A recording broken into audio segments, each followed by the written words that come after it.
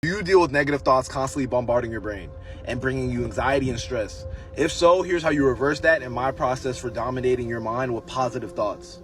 So first thing to remember, there's duality in life. There's polar opposites. There's positive and there's a negative. So that's just universal law. So you're not going to completely eliminate all negative thoughts. They're still going to come up here and there, but we're going to reduce the intensity of them and the amount of times that they come up in your mind. Second key to remember, what you resist persists, and what you embrace brings grace, and grace is a gift. I got this quote from Myron Golden, highly successful entrepreneur, 7-figure, multi-millionaire. So this is just knowledge right here. If you go against a certain thought in your brain hard and resist that, your brain is automatically going to respond like, okay, well, let's focus on this more.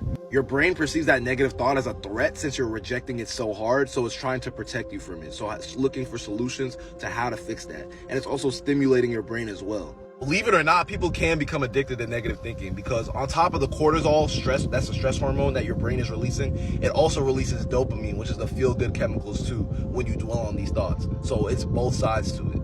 Resisting a negative thought hard only brings your focus and your concentration to that thought, which unconsciously amplifies it. Instead of focusing on solutions to overcome that problem and find a solution, your brain more so focuses on, okay, how can we avoid this? How can we stay away from this? Think about a problem that you have in your life. You can either face it head on and deal with it and then have the freedom in your mind after that, okay, I got it out the way, I'm making progress towards this, or I already dealt with it. Then on the opposite side, you could keep running from that problem. You could keep getting away from it, thinking about how to avoid it. But at the end of the day, it's going to keep popping up right in front of you until you confront that problem. So you can either use your energy efficiently and deal with these thoughts head on, or you could keep running and wasting energy and having those negative thoughts still present in your life. Well, here's how we're going to flow and reconstruct our thinking.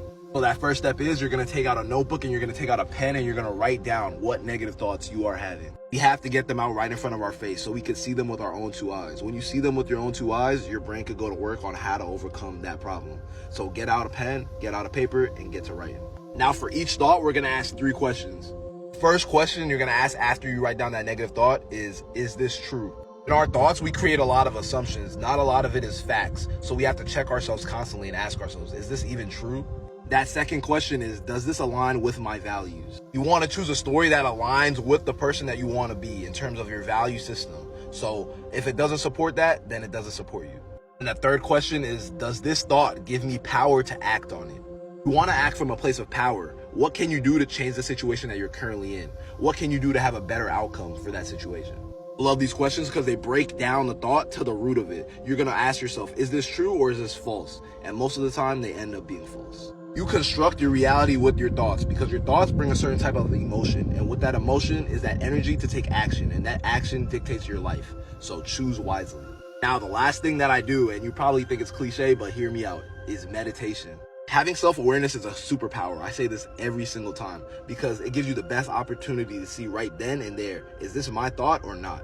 Literally by taking 5 to 10 minutes bare minimum every single day is going to give you the opportunity to be clear-headed and not be clouded by thoughts that don't align with you. At this point, you can bring positive thoughts that you actually want to materialize and actualize in your life. By repeating statements of positivity and intensely feeling that emotion towards it, you can start making that reprogramming cycle in your subconscious mind of having more dominant positive thoughts in your head.